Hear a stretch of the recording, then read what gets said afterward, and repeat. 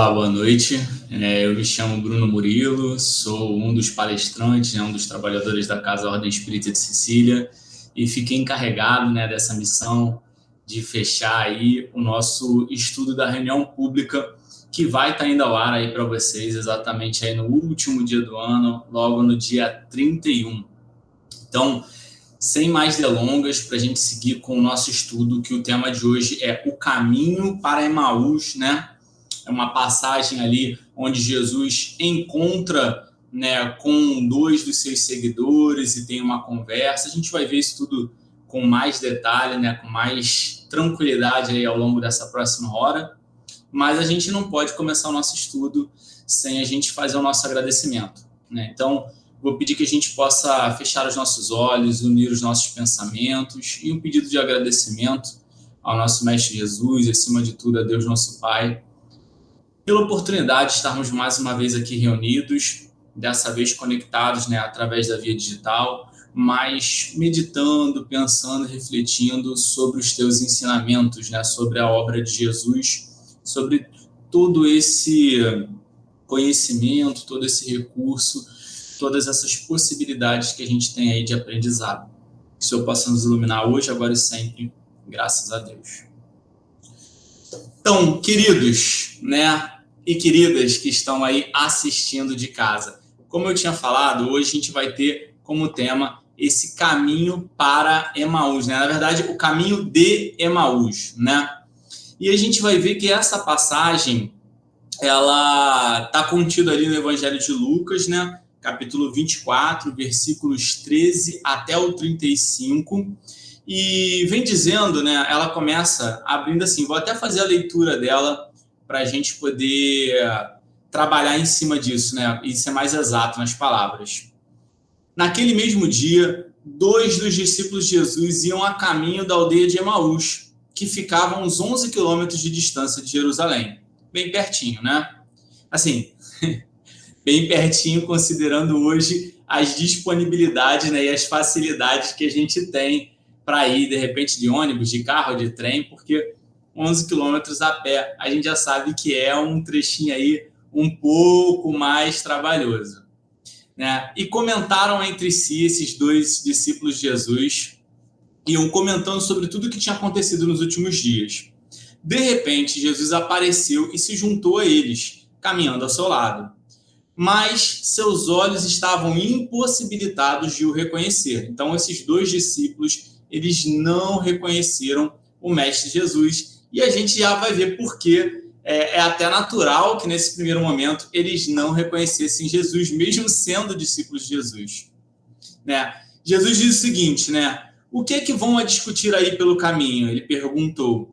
E eles pararam, de repente, de caminhar e o semblante deles, galera, demonstrava que eles estavam tristes, que eles estavam bem abatidos com os últimos acontecimentos. E aí, um deles, Cleopas, respondeu da seguinte maneira para Jesus: você deve ser a única pessoa em toda a cidade de Jerusalém que não sabe das terríveis coisas que ali se sucederam nos últimos dias. E aí Jesus, pergunta, que coisas? E eles retorquiram da seguinte maneira, responderam o seguinte: o que aconteceu a Jesus de Nazaré, um profeta de Deus que fez milagres poderosos. Era um grande ensinador e altamente considerado tanto por Deus quanto pelos homens. Mas os principais sacerdotes e os nossos líderes prenderam-no e entregaram-no ao governador romano para ser condenado à morte e crucificaram-no.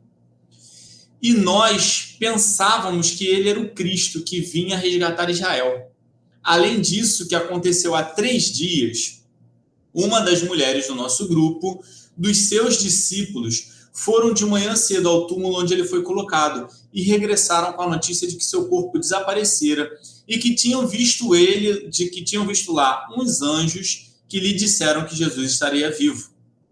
Alguns dos nossos homens foram a correr ver o que tinha passado e não há dúvida de que o corpo de Jesus desapareceu, tal como as mulheres contaram. Então, aqui já acaba a surpresa para quem, de alguma forma, talvez não soubesse sobre o que se trata diretamente essa passagem, Esse caminho de Emaús é justamente dois discípulos, né, dois seguidores ali de Jesus, indo para o bairro, né, quase que o bairro vizinho, né, um vilarejo muito próximo ali, e Jesus se pôs a caminhar com eles e faz essa pergunta, né, o que vocês estão conversando? Por que vocês estão com esse semblante abatido? E eles começam a falar sobre tudo o que aconteceu no evento da crucificação de Jesus. E aí a gente precisa rapidamente lembrar de alguns detalhes, né?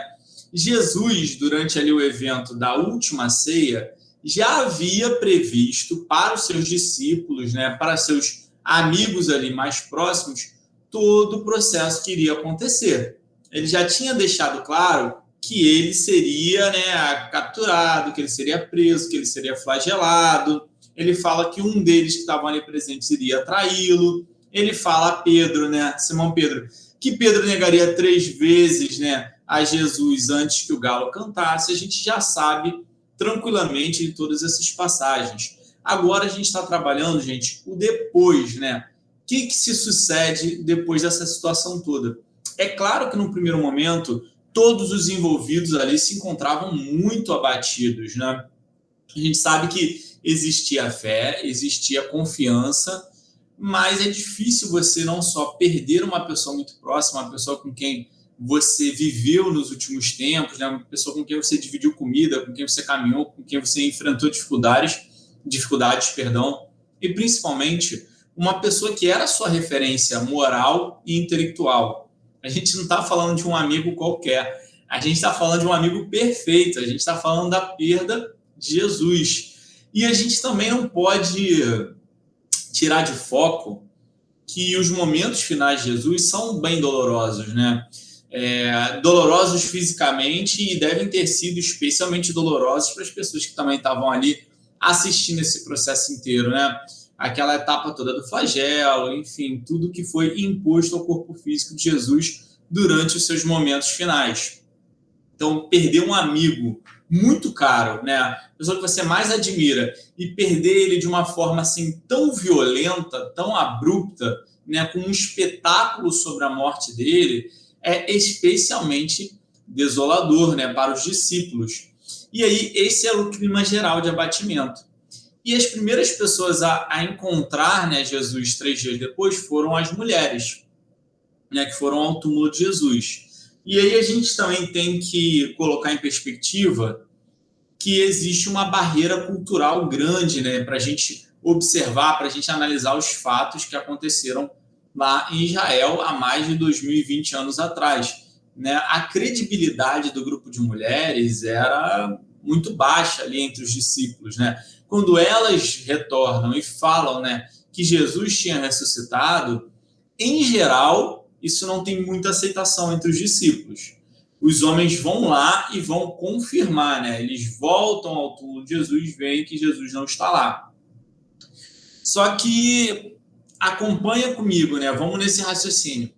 Para alguns dos mais incrédulos, isso mais pareceria com uma profanação do túmulo de Jesus do que necessariamente com o retorno do mestre. Não sei se vocês concordam com essa afirmação, mas para pessoas aqui mundanas, para pessoas cuja fé possa estar abalada por aquele momento, por aquela partida, né, como é o caso, né, de Cleopas e seu companheiro que estavam ali na estrada, é muito mais provável, né, que o túmulo de Jesus tenha sido profanado. Ele não fala, não coloca essas palavras, mas é uma das interpretações que também é possível, né? E ele fala, olha, para completar, as mulheres, né, informaram que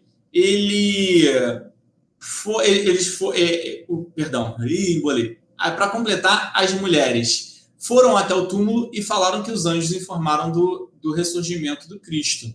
E quando eles falam que os homens foram lá e viram que o túmulo estava vazio, eles deixam implícito que os homens foram lá e não encontraram nesse primeiro momento diretamente com Jesus. A gente sabe do que se passa depois, toda a passagem envolvendo Tomé, né, que Jesus até pede para Tomé tocar ali as chagas da mão e ver que era ele materializado. Só que naquele momento, Cleopas e seu acompanhante, eles não perceberam que eles falavam diretamente com Jesus, né? E eles contaram esses fatos todos. Vamos dar mais uma avançada aqui, antes da gente continuar aí detalhando a nossa conversa. Depois que eles descrevem isso tudo, eles falam o seguinte, Jesus diz para eles: vocês não são sensatos, não estão sendo sensatos nesse momento. É assim tão difícil crer em tudo que os profetas escreveram nas Escrituras? Não foi claramente predito por eles que o Cristo teria que sofrer todas essas coisas antes de entrar na sua glória? E fez-lhe compreender as Escrituras, começando com os livros de Moisés e dos profetas, explicando o que esses textos diziam a seu respeito. Então, num primeiro momento, a postura de Jesus é esclarecer: olha só, vocês não estão usando a razão, né? Não estão exercitando a fé de vocês. Se o próprio Jesus, o próprio Mestre, descreveu como ele iria partir, e essa etapa, né, de que o Cristo iria partir, ela já vinha sendo descrita pelos outros profetas, né? De que o Cristo viria, traria esse ensinamento, essa lei de amor, e que depois ele partiria. Assim como quase todos os outros profetas, eles não tiveram fins, digamos assim, né, finais de encarnação muito tranquilos. Em geral, essas figuras tiveram finais mais violentos, né?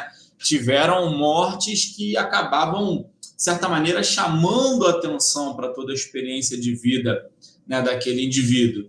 Então, era também um exercício de fé, uma demonstração final a partida desses profetas. E a de Jesus não poderia ter sido diferente.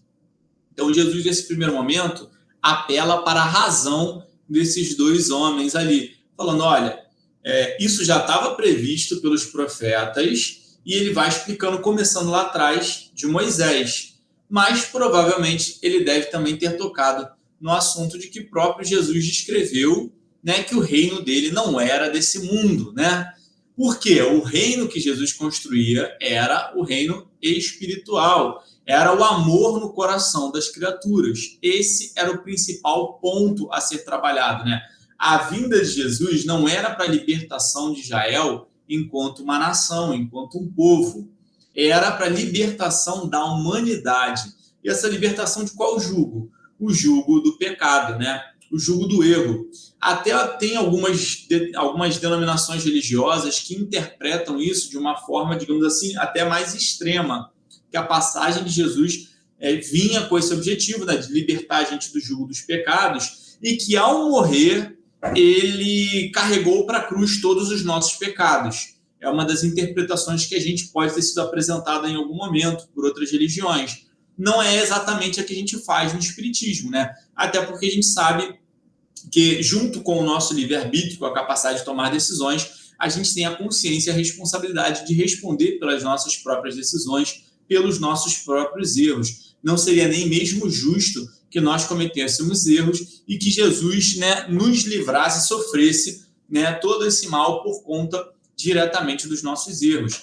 Quando Jesus vem para libertar as criaturas, essa libertação ela é muito mais acender um farol, né? A gente pode pensar dessa maneira: é se transformar num modelo, num guia, ó, tá lá na frente, estabelecer uma meta. Poxa, eu tenho que chegar lá, eu tenho que chegar nesse ponto, nesse patamar, eu tenho que me comportar como este cara, como este indivíduo, como essa figura.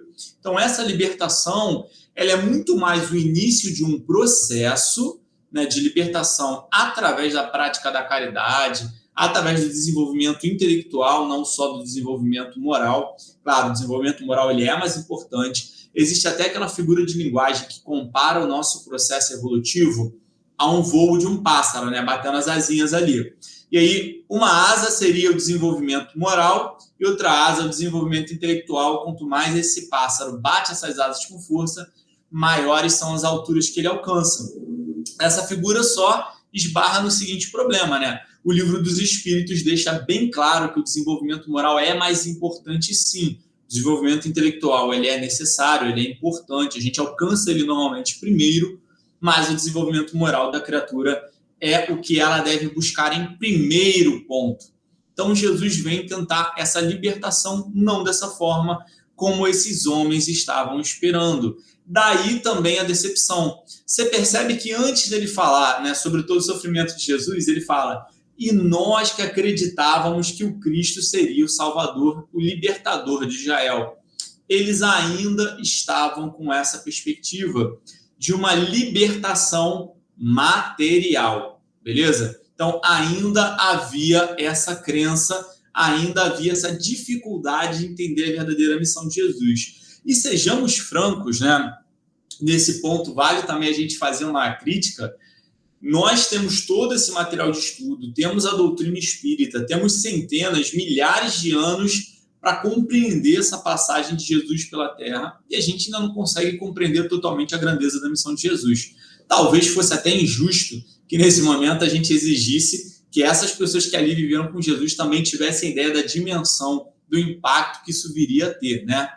Mas ele falava isso abertamente. E ele foi carinhosamente, ao longo do caminho, explicando para esses dois homens sobre a Escritura e sobre a missão do Cristo, ainda sem se apresentar, né, diretamente.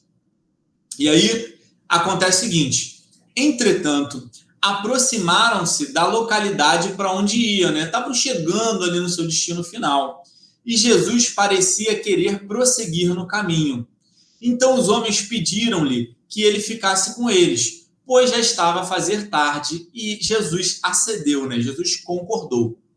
Quando se sentaram para comer, ele pediu a bênção de Deus sobre o alimento. Então Jesus começou a fazer uma oração e, pegando num pequeno pão, partiu e distribuiu por eles, né? Dividiu entre eles ali.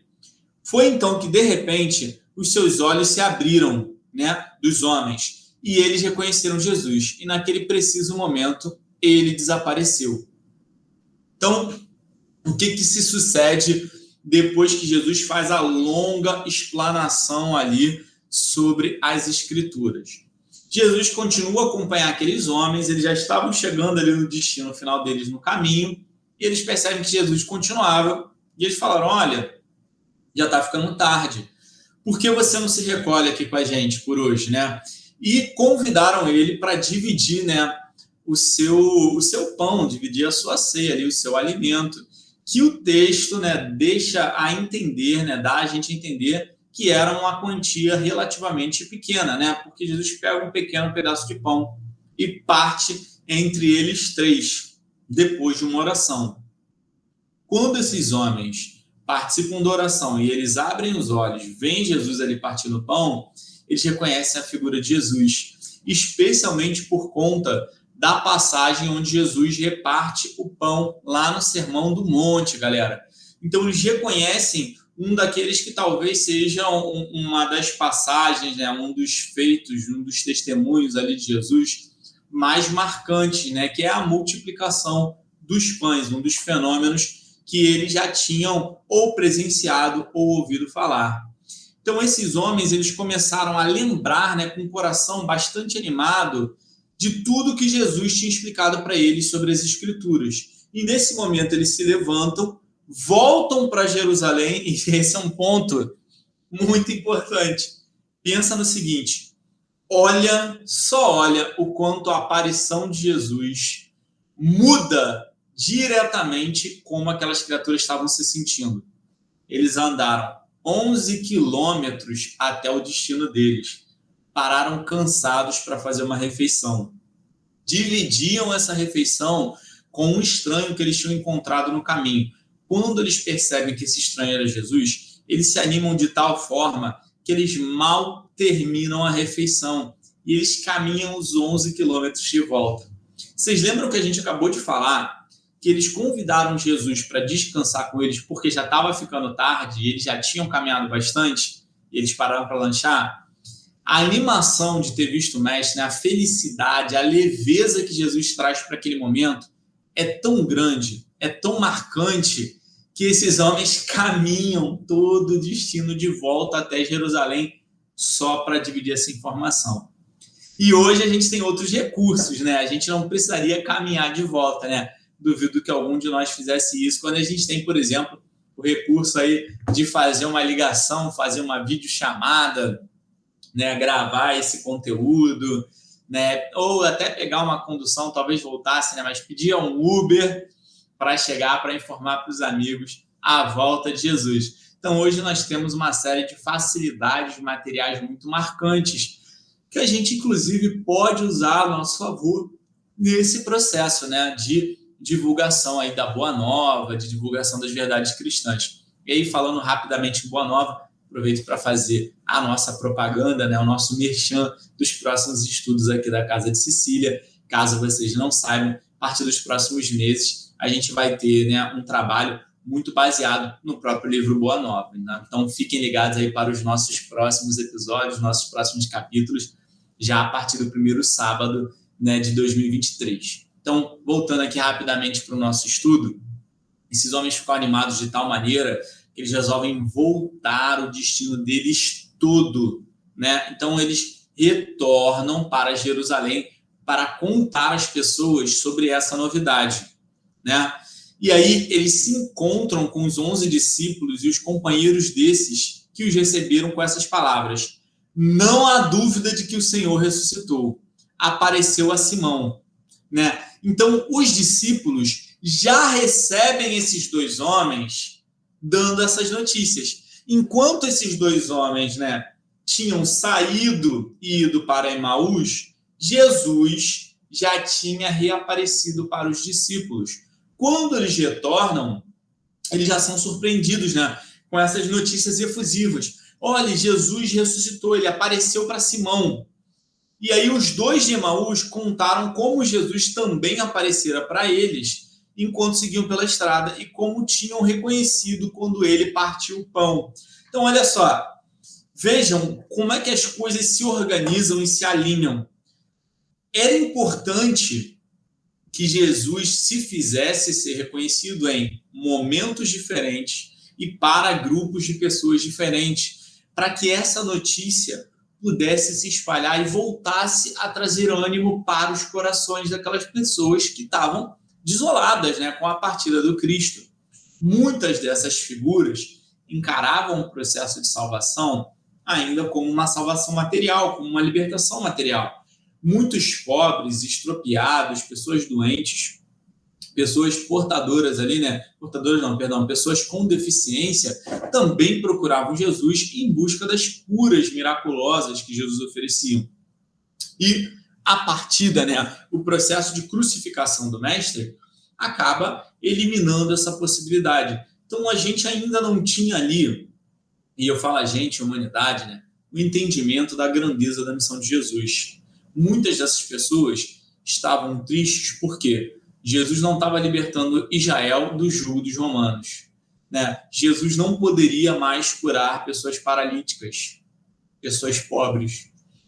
Jesus não poderia mais dividir o pão com aqueles que estão famintos. Claro, existia também, evidentemente, uma carência no sentido emocional, né? No sentido espiritual. É um grande líder que se vai. Mas existia também muito dessa tristeza, era por conta dessa percepção um pouco materializada de qual era a missão, a função de Jesus. Então, para muitas dessas pessoas, é como se a missão de Jesus tivesse ficado, de certa maneira, incompleta, né? Como se ele não tivesse conseguido chegar ao final, pois ele não libertou Israel, por exemplo. Isso é um dos pontos que a gente vai trabalhar. A gente tem outros aí que eu gostaria que a gente colocasse. Um deles eu já levantei um pouquinho antes, né? Que a gente falar sobre o próprio processo, né, de descredibilização ali das figuras femininas, das mulheres que foram as primeiras a ver Jesus. A gente não vai adentrar muito esse ponto, não é realmente o foco do nosso estudo, mas é importante a gente notar como nós, até hoje em dia, precisamos fazer um esforço muito grande para incluir determinadas parcelas, né, determinados grupos dentro da nossa sociedade. Não dá nem para a gente falar que são grupos minoritários, né, já que as mulheres são, em geral, a maioria, principalmente quando a gente está falando aí dos grupos de maior idade, né, a mulher tende a ter uma expectativa de vida maior do que o homem, e a gente também ainda tem uma dificuldade muito grande, né, para valorizar, para dar voz, para reconhecer o papel e o espaço de outros grupos, né, como grupos nativos, né, como pessoas negras, como determinados grupos estrangeiros. A gente ainda tem um problema ali muito sério de continuar ranqueando ali as pessoas pelo seu gênero, pela sua orientação sexual, né, pela sua etnia, e isso é um ponto que a gente vai tratar em estudos futuros, não é exatamente o nosso tema aqui, mas é um primeiro alerta, porque se passaram 2000 anos e a gente parece ainda não ter entendido que se Jesus falava para todos e valorizava todos, quem somos nós para estabelecer esse juízo de valor? Principalmente para nós que somos espíritas e entendemos o processo da reencarnação. Aí que a gente vê que isso não faz o menor sentido mesmo, já que a única hierarquia que existe no plano espiritual entre os espíritos é a hierarquia moral.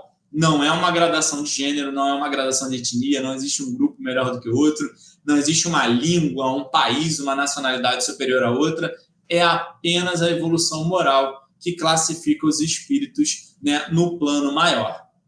Então, esse é um dos primeiros pontos para a gente ressaltar. Agora, um outro ponto bem interessante que a gente pode trazer, e que a gente também, esse a gente já trabalhou um pouquinho mais a exaustão aqui, com bastante calma, é a ideia do abatimento das pessoas e dos discípulos diante dessa situação, né? Diante do fato de que Jesus teria ido embora para sempre, né? Que a morte teria fechado esse caminho, esse contato diretamente com Jesus. Uma das coisas que não faz tanto sentido quando a gente observa o intenso contato entre Jesus e a espiritualidade. Existem passagens inteiras de Jesus e seus discípulos, né, lidando diretamente com processos obsessivos de várias pessoas, com Jesus falando, né, sobre o apoio da espiritualidade amiga, sobre os anjos, com Jesus falando sobre o reino de Deus e que lá é a verdadeira vida, que todos eles iriam se encontrar. Então, isso também lembra para a gente o quanto a nossa fé ela ainda é frágilzinha ali, como a chama de uma vela ao vento. Ela, em qualquer vento mais forte, em qualquer evento ali de maior impacto na nossa vida, a gente tende a falhar bastante, em alguns momentos até apagar essa chama. Então, esse é um ponto também para a gente pensar se a gente está de fato interiorizando aqueles ensinamentos. Eu estou indo para a casa espírita e eu estou de fato interiorizando aquilo que eu estou aprendendo na casa espírita. Porque se a minha fé vacila, se alguém da minha família desencarna, se eu fico doente, se meu carro é roubado, se eu perco meu emprego, se minha fé está vacilando, gente, pelo amor de Deus, não estou dizendo que a gente não pode ficar chateado, que a gente não pode ficar desapontado, que isso não impacta a nossa vida, mas eu estou dizendo, se eu fico arrasado, né, com esses fatores, a gente tem que dar uma fortalecida na nossa fé. A gente tem que pensar melhor sobre quais são as nossas prioridades, o que a gente veio fazer aqui na Terra, né? Se a gente acredita que, de fato, Deus está olhando pela gente, porque, galera, toda mudança, ela é custosa no início, sabe? Vamos pensar aqui num exemplo bem bobo, bem trivial. Se você vai mudar a organização dos móveis na sua casa, num primeiro momento, tudo fica bagunçado. Você vai tirar uma cômoda do lugar, vai empurrar um armário, vai tirar as coisas que tem dentro dele, vai ter coisas ali que você percebe que não te servem mais e você vai jogar fora. Vão ter coisas que você vai guardar em lugares diferentes. No início, tudo vai ficar muito bagunçado, até as coisas se ajeitarem. E quando as coisas se ajeitam, o resultado é melhor do que antes. Está tudo muito mais organizado. Sua casa está muito mais limpa. Se a gente usa essa figura de linguagem para pensar nos nossos sentimentos e no nosso estado de espírito, depois que alguma coisa, né, depois que uma prova difícil nos abate, é mais ou menos a mesma coisa. A gente tem a perda de um emprego. No início tudo fica confuso, a gente tem preocupações, tem contas, mas às vezes é uma etapa necessária para que a gente possa buscar novas oportunidades, buscar o nosso aprimoramento ali, né, financeiro, que a gente possa conhecer outras pessoas, que a gente possa estar em outros espaços. Às vezes até uma questão da nossa saúde, a gente vai ter mais tempo com a nossa família. Às vezes a gente não estava empregando bem o dinheiro, ou às vezes a gente simplesmente precisa passar por uma mudança, a gente precisa experienciar outros eventos. Existem provas na riqueza, na fartura, e existem provas na pobreza e na penúria, né? Existem provas em alguns ambientes, existem provas em outros. Às vezes você vai ter que passar por uma série de desafios ali, você combinou, você vai vivenciar experiências em outro estado, em outro país, às vezes até em uma outra condição física, né? Então, a gente tem ali mudanças que são significativas, que chacoalham muito a nossa vida. mas que se a gente consegue passar por elas não só com resiliência, que é a nossa capacidade ali de ser afetado, de ser atingido por essas mudanças e continuar perseverando, mas se a gente também consegue passar por essas mudanças aprendendo alguma coisa no processo, a gente está logrando êxito, mesmo que talvez esse sucesso profissional não pareça tão claro, mesmo que a gente, de repente, tenha um quadro de saúde, uma doença que não vai ter diretamente uma cura. Mas quem disse que vencer a doença é sempre, em todos os casos, conquistar a cura? Vencer a doença pode ser conquistar a cura, mas em alguns momentos é entender que você tem potências para além do seu corpo físico, né? Que a nossa verdadeira vida é a nossa vida espiritual, que nós precisamos cuidar bem do nosso corpo, cuidar bem das pessoas que estão ao nosso redor, aproveitar o nosso tempo aqui na Terra. Então, a gente sabe que algumas provas são muito duras, muito dolorosas. Eu não estou aqui com falso proselitismo dizendo que é para você passar por um momento, por exemplo, de separação do desencarne de um ente querido e você vai estar lhe dando estrelinha sorridente porque ele foi para o reino dos céus e vocês logo se encontrarão. A gente tem saudade, a gente é humano. Agora, desespero não é mais algo que a gente precisa manter na nossa vida. Não é mais a postura que a gente precisa adotar diante dessas situações. A gente vai ter dor, a gente vai ter saudade, isso é um processo natural, por exemplo. Mas a gente já tem que começar a ter o entendimento de que a gente está aqui de passagem. Assim como outra pessoa foi na nossa frente, daqui a pouco somos nós, porque passa muito rápido. Eu mesmo pisquei, eu tenho 30, se eu piscar de novo, eu já estou com 60. O nosso tempo aqui na Terra ele é um pouquinho mais curto. Umas pessoas vão ficar pouquinho tempo, vão embora ainda crianças, outros vão jovens, 20, 30, 40. Tem pessoas que passam de 100 anos aqui na Terra, mas mesmo para esses que vivem 100, 105 anos aqui na Terra, é um piscar de olhos diante do fato de que nós somos espíritos eternos e de que nós vamos voltar sucessivamente no nosso processo aí de aprimoramento, beleza? Então, essa parte aí que a gente queria ressaltar é justamente sobre essa questão, né? Sobre o desânimo que pode se abater diante de uma prova significativa. Nesse caso, eles perderam ali o mestre, perderam a figura material do mestre, mas Jesus já tinha falado que sempre acompanharia eles. Outro ponto que eu gostaria de ressaltar é a importância do estudo, tá? Jesus voltou e uma das primeiras coisas que ele fala aí para aqueles dois homens é: ora, vocês não estão sendo sensatos. O que foi que os profetas disseram para vocês lá atrás? Então, Jesus está alertando que nós temos a consolação na forma de palavras, na forma de livros, de músicas, de palestras, de vídeos. Hoje nós temos muito mais recurso do que esses dois homens tinham naquele momento. Então, qual é a nossa primeira reação? É o desespero? Ou a gente vai buscar consolo nos canais que a gente já conhece? Porque, veja bem, nós podemos procurar as obras básicas, nós podemos procurar apoio no atendimento fraterno da nossa casa espírita ou de outra casa espírita onde a gente se sinta seguro, onde a gente se sinta confortável. Nós temos recurso, mas o estudo ele é primordial, porque o estudo vai preparando o caminho para que a gente consiga passar melhor pelas provas. Claro que o consolo é importante. Por isso, você está dizendo, então, que se eu estudar, eu não vou sentir esses golpes, esses traumas ali causados pelas provações mais fortes? Não estou dizendo isso. O que eu estou informando é: o estudo deixa a gente fortalecido. Ele aprimora o nosso conhecimento sobre tudo aquilo que está acontecendo e ele ajuda a fortalecer a nossa fé. Principalmente o estudo realizado de maneira regular, organizada, num ambiente de acolhimento, né, de recolhimento, num ambiente mais silencioso, num ambiente propício, que é o da casa espírita.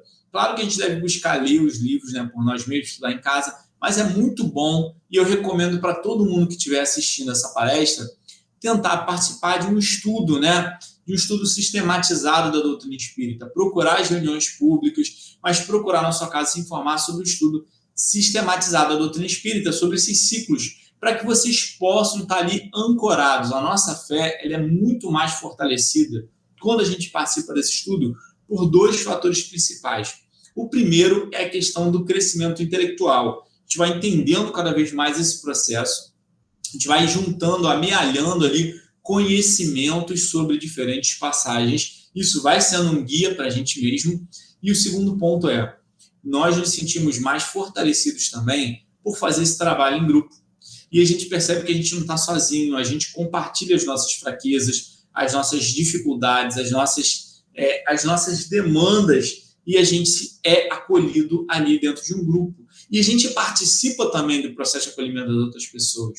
Então a gente se sente fortalecido porque ali a gente faz parte de um coletivo. E a gente tem ainda a possibilidade de aprender as coisas, né, consultando também o nosso grupo, porque a gente vai poder observar a interpretação de diferentes membros ali do grupo e poder tirar as nossas dúvidas ali logo naquele momento, fazendo uma interpretação, né, mais próxima do ideal da doutrina espírita, dos ensinamentos de Jesus. Então, a importância do estudo é essencial.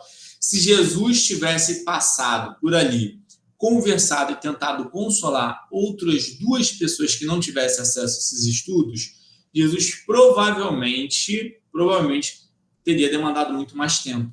Como aqueles homens já tinham estudado em outros momentos as escrituras sagradas dos profetas, eles puderam ali, né, ser relembrados do sentido daquelas escrituras. Eles puderam ser trazidos àquele momento de luz. Isso foi uma postura muito legal, foi uma coisa muito bacana. Então, Jesus pôde trabalhar com o universo conhecido deles. Então, a mesma coisa acontece com a gente. Quanto mais a gente estuda, quanto mais a gente se prepara, quanto mais a gente trabalha, né, dentro de uma casa espírita e fora dela, mais fortalecido a gente se encontra para lidar com esses desafios, tá bom, gente? Então, esse é o terceiro ponto que eu queria trazer. E aí, a gente tem um outro item que eu gostaria de detalhar com vocês. Uma outra lição, né, que a gente pode tirar dessa passagem se diz respeito ali à atmosfera espiritual que fica na jornada, completamente diferente do que era no início. Vocês lembram que eu chamei bastante atenção para o fato de que aqueles homens que estavam cansados fazendo a refeição deles, que resolveram parar porque já estava escurecendo, eles resolvem andar 11 quilômetros voltando só para dar a notícia de que eles tinham visto Jesus?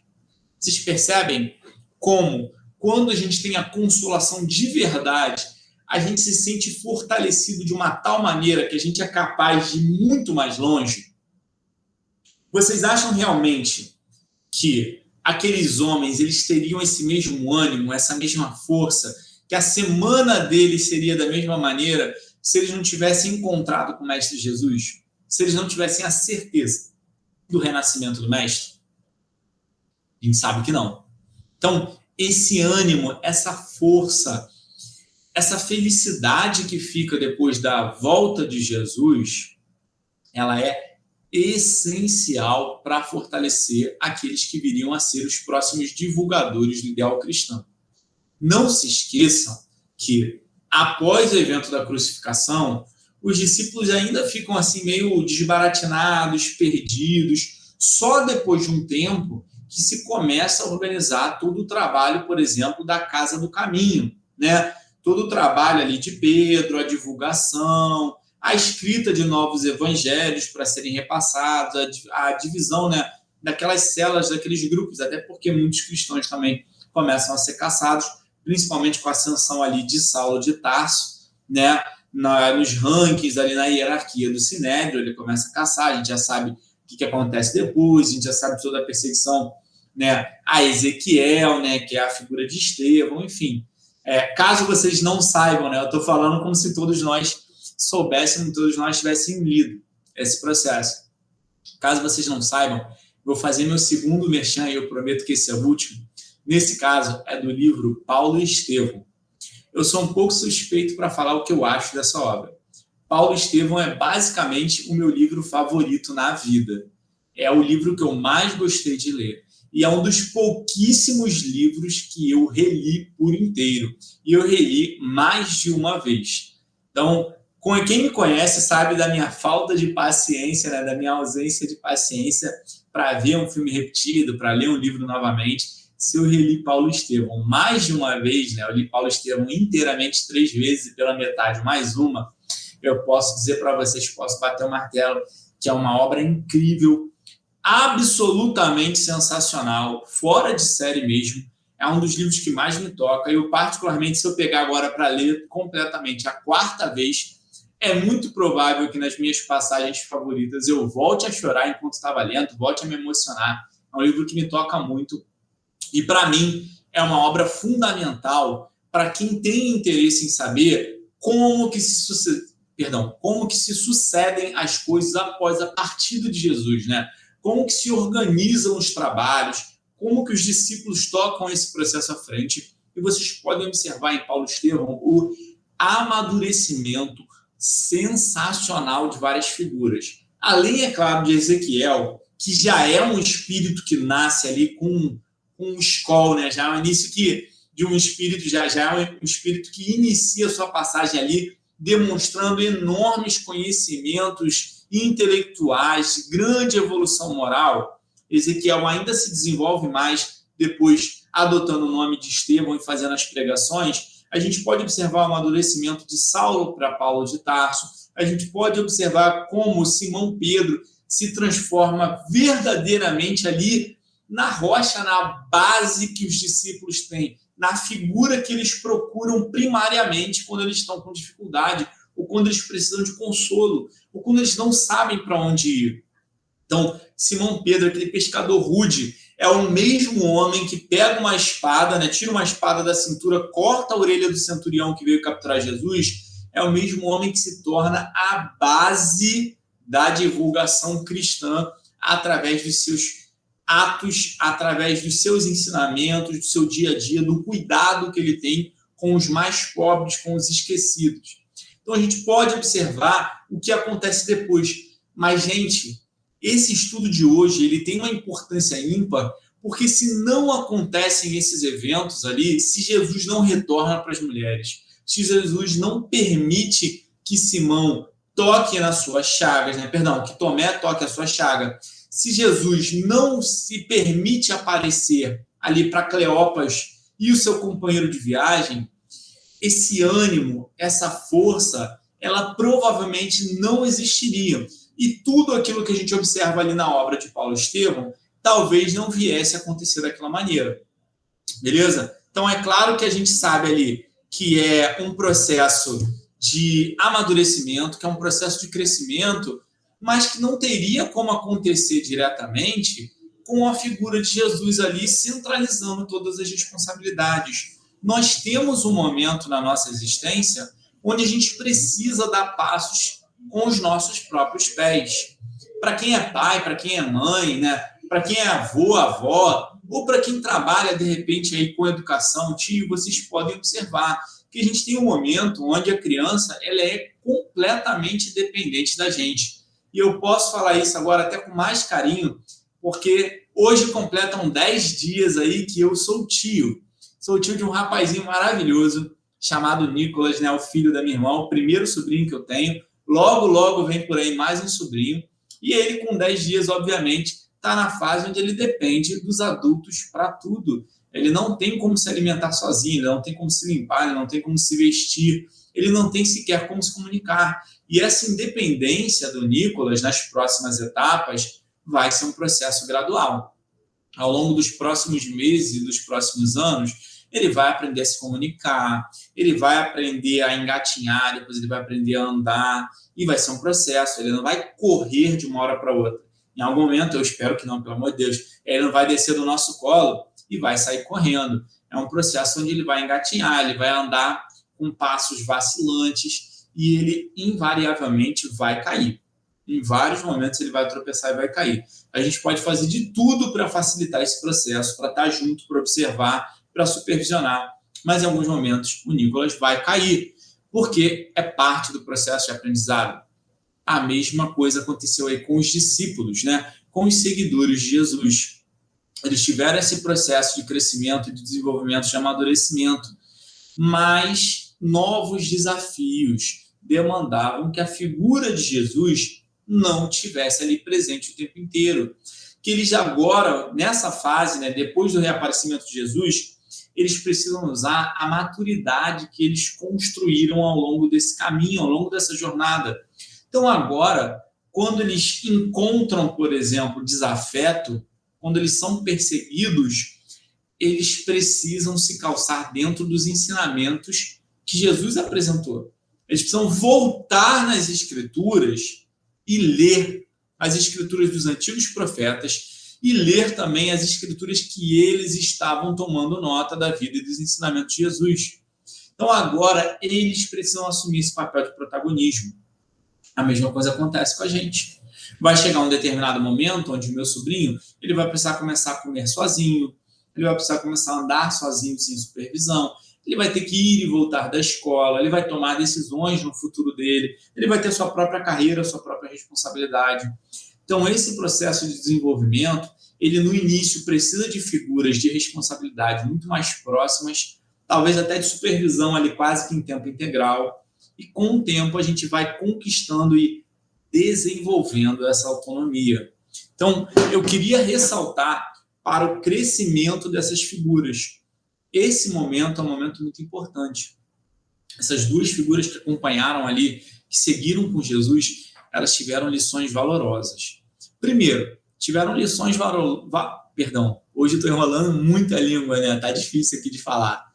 Tiveram lições valorosas, primeiro, sobre os ensinamentos dos antigos profetas, especialmente Moisés, que veio trazer toda a lei, né? Jesus mesmo já tinha dito isso. Então, essa é a primeira parte e mais importante.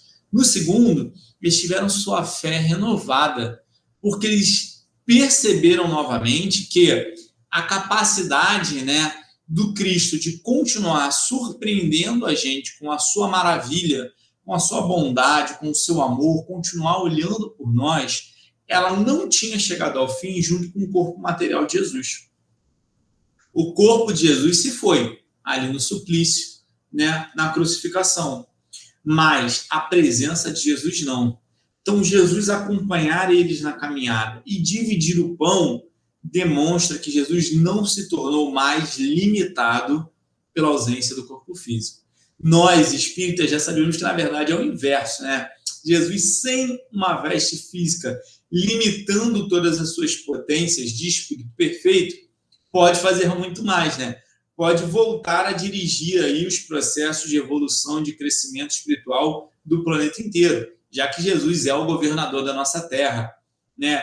Em A Gênese, a gente aprende que Jesus acompanha os destinos desse planetinha azul aqui desde a sua formação, quando a gente ainda era uma bola de chamas aí flutuando no espaço, sem condições ainda de receber vida material. Então, Jesus já participava desse processo de criação. Jesus é mais antigo até do que o próprio planeta Terra. A sua existência ela não começa a partir do nascimento que a gente aprende lá na manjedoura. A sua existência precede a própria criação da Terra, beleza?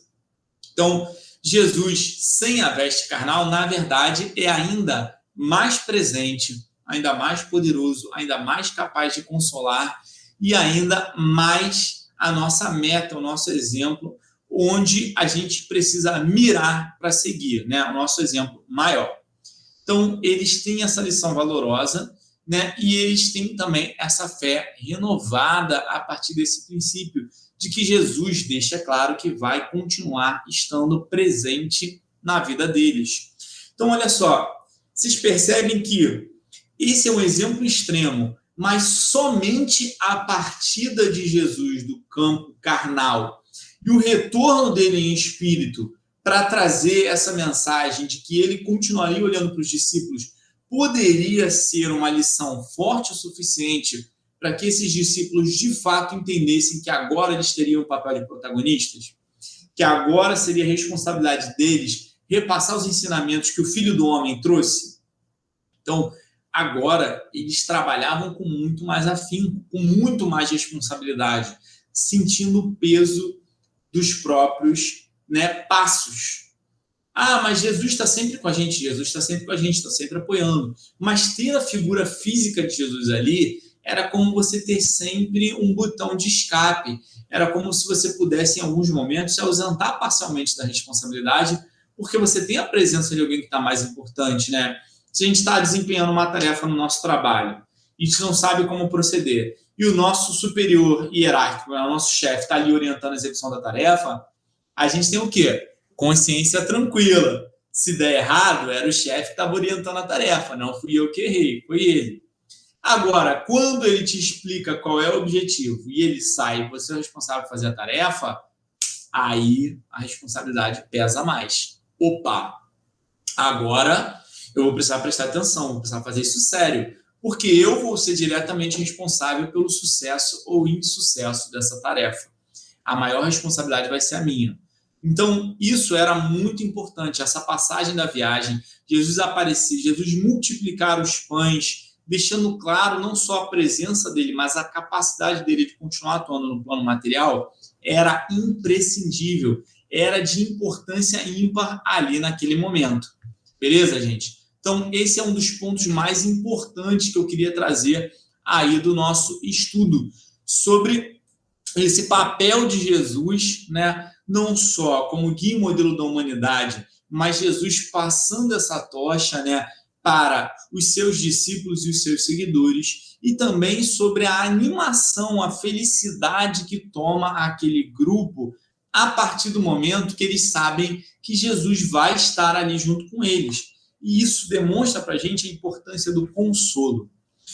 Nós temos uma estrutura hoje de casa espírita, de movimento espírita, que valoriza bastante esse momento nosso agora de estudo. A gente está ali na reunião pública, a gente participou do estudo, tem o estudo das crianças na evangelização, tem o estudo dos jovens na evangelização ali de jovens, tem o ESD, enfim, tem estudo mediúnico, nós temos vários momentos de estudo. Mas é importante a gente não perder de foco também que a casa espírita também deve ser sempre um ambiente, né, próprio, propício, preparado para consolar as criaturas. A gente só está estudando de verdade a doutrina espírita, a gente só está aprendendo o que ela significa, o que ela vem trazer para a gente, se a gente está se sentindo consolado. Se eu boto a cabeça no travesseiro e eu estou desesperado com as coisas da minha vida ou com alguma prova que eu estou passando, eu não estou encontrando consolo, eu preciso buscar ajuda. Eu preciso buscar ajuda primeiramente na casa espírita.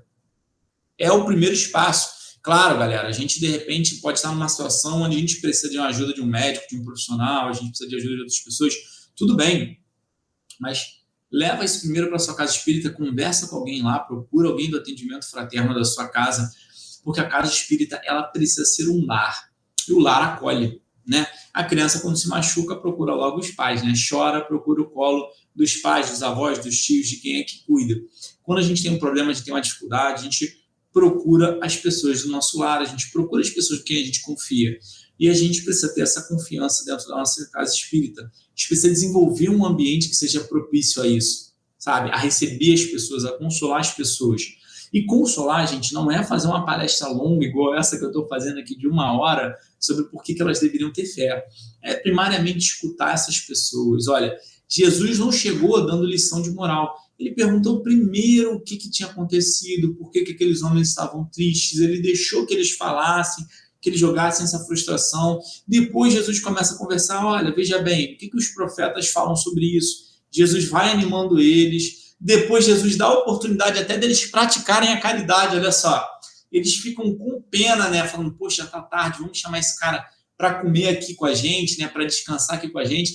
Então Jesus demonstra como esse consolo e essa caridade, esse estender a mão, ele permite também que a criatura ofereça o melhor dela.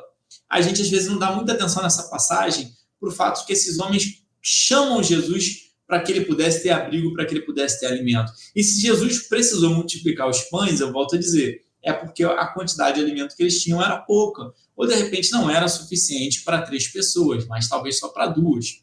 Então, Jesus oferece o que ele tinha de melhor e isso permite que aqueles homens ofereçam também o que eles têm de bom. Depois, quando eles voltam animados, eles trocam esse momento de felicidade, onde Tomé fala sobre o que aconteceu, os discípulos falam e eles falam do encontro com Jesus, essa felicidade irradia. A nossa casa espírita, o espiritismo, o nosso ambiente familiar, ele precisa ser isso. ele precisa ser essa felicidade que irradia a partir de todos os pontos, né? Ele precisa ser alguma coisa que a gente externaliza, alguma coisa que a gente entrega para o próximo e uma coisa que a gente recebe do próximo também. Acho que essa é a maior lição aí que a gente pode tirar dessa passagem.